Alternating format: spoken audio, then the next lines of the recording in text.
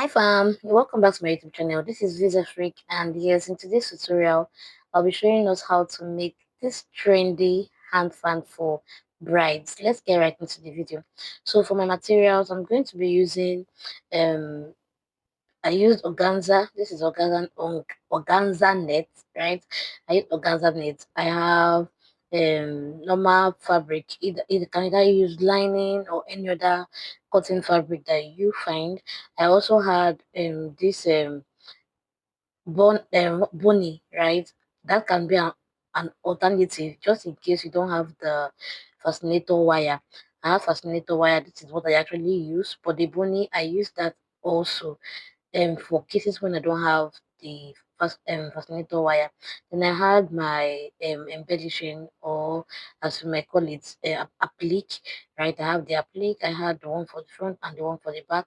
I had my tussel. I had my green tape, right? I'm using this for the fascinator wire.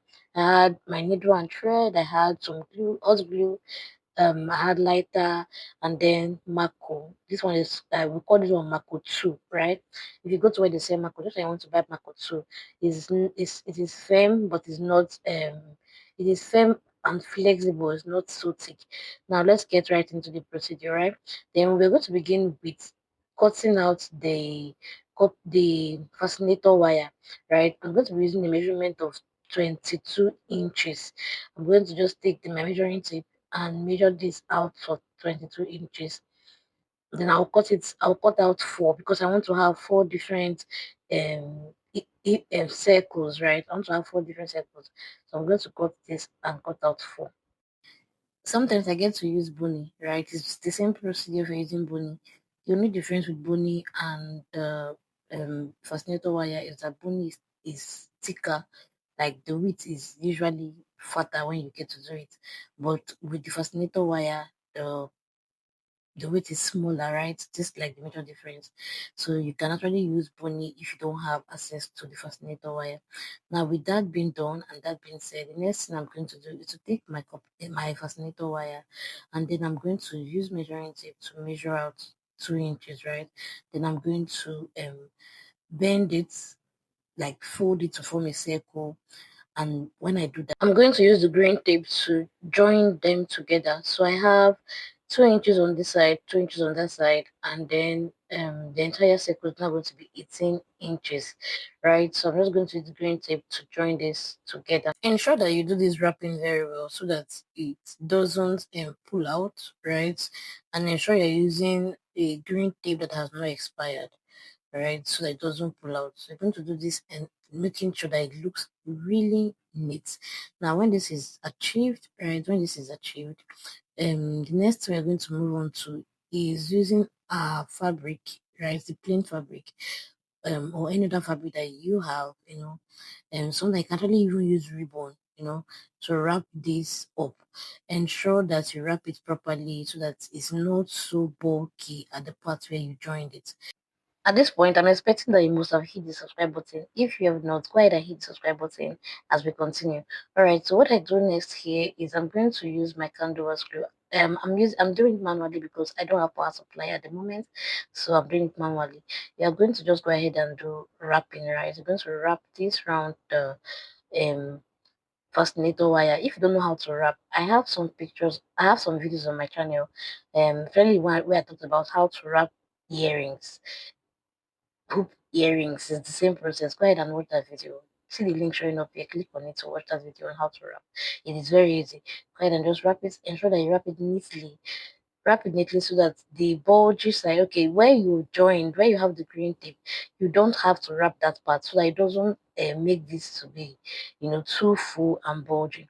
Now, the next thing that I'm going to do is to place the wire, trying to see how I want it to look, right? I'm trying to place the wire to see how I want it to look. This is it. Now the next part I'm going to be doing is to cut my mako, right? I'm going to be cutting my mako next. To cut my mako, I'm going to use this plate that is not so wide. The circumference is not so wide. I'm just going to cut this round, and then I'm going to be dividing it into two. Into two because one part is going to be for the front, the other part is going to be for the other side, right? So I'm going to cut this into two, and I'll show you what next to do. The next phase is where I actually get to style the hand fan, right? We actually get to do the hand fan, right? This part is very important, so you need to pay close attention, look at what I'm doing in order for you to be able to understand it. So I placed the one of the circles at at a certain part of the fabric, and then I go ahead to gather it, right?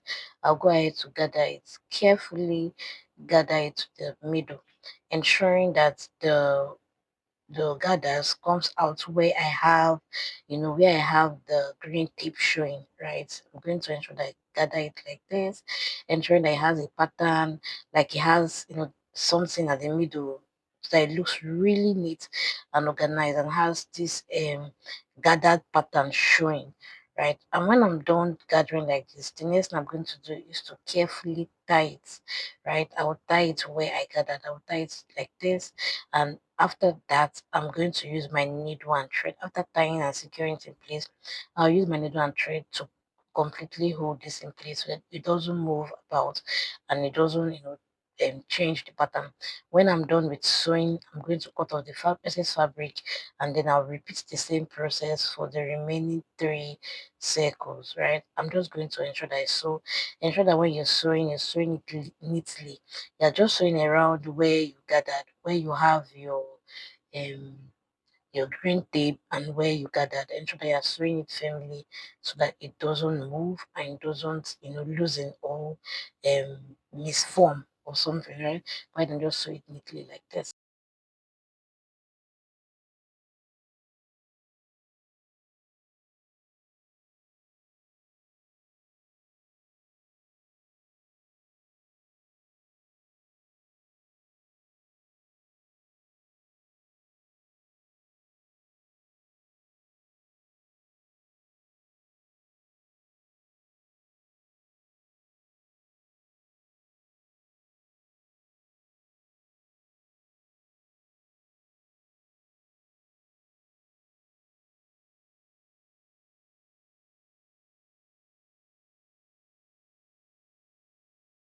After this has been completed, the next thing is that I want to join the fans together, right? So I'm going to, place them, seeing the way I want it to look like. Then I'm going to pick two, and I'm going to carefully sew it at the edge, right? Like the down part. I'm going to sew them together. This is so that the fan can have some stability and it's not moving up and down. I'm just going to neatly sew it together. Try not to sew it to the upper, like don't move your hand upward, where if you cover with marco it will still be try to still be showing. Just try to ensure that you sew it in a way where it is, where the needle and where the thread don't get to show, and at the same time you are firmly holding your piece together. So I'll do this for all four of them, joining all of them together just the way I want it to be, how I want it to be, and ensuring that it is all firm. Now after I'm done with this, the next thing I'm going to be doing is to wrap my marco. There's no particular method that you need to use to attach your fabric to your marco. You just need to ensure that you do it neatly. So you're going to go ahead and cut out the fabric you want to use, right? Cut out the fabric you want to use for the both halves, and then you're going to take up your candle as gum, right, and apply a good number, like apply a handful of it on one part, and then you're going to place it on the fabric like this. Ensure to drag it so that it's properly stretched and it's not looking all rumpled or um mumbled together, right? You're going to just ensure that the front is looking really neat. Then you're going to nudge it like this using your scissors, like nudge it using your scissors. You make some marks so that when you are folding down, it's not also bulging, it's responding the way you want it to. Apply your gum again, apply your whole gum, and then you begin to fold down the excess fabric. When you're done with this part, with folding it down like this, you're going to repeat the same thing for the other part of the mark of your markup, and then we're going to proceed next to attaching it to the hand farm frame that we already have. When we're done with that as well, the next thing and the final stage is the embellishing, where you get to add your applique, get to add your name if you're using name, or get to add any other extras like the tussel I have. You can go ahead and add it at this point.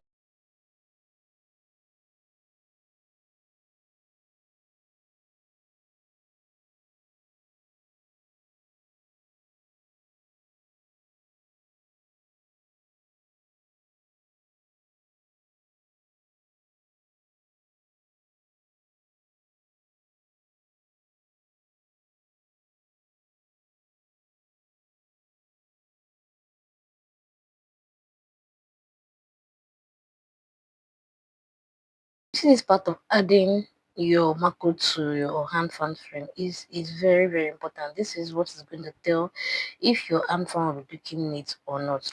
Now you're going to place it like this, like I'm doing now, and then you're going to gradually add your hot glue to it. Ensure that you do it in a way where it is not spilling.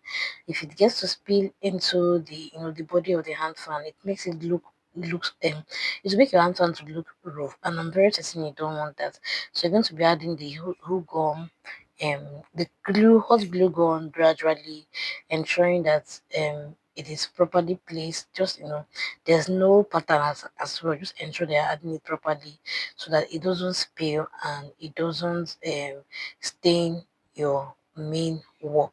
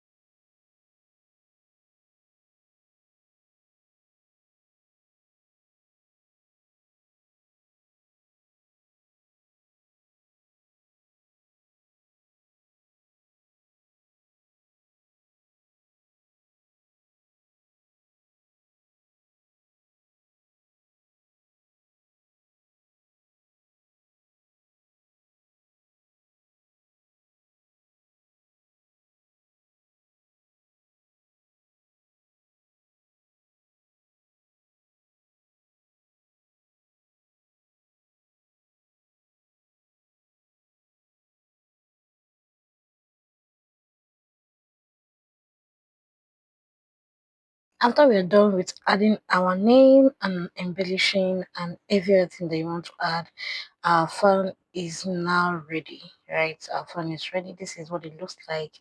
And yes, you can really add handle to this one. If you found this tutorial helpful, please kindly hit the subscribe button, leave a thumbs up for me, and leave a comment. If there's any other tutorial you'd like me to record, go ahead and tell me in the comment section. I'm going to be putting my best to get it done. Alright, thank you so much, and I'm hoping to see you in the next tutorial. For now, do have an amazing week. Bye.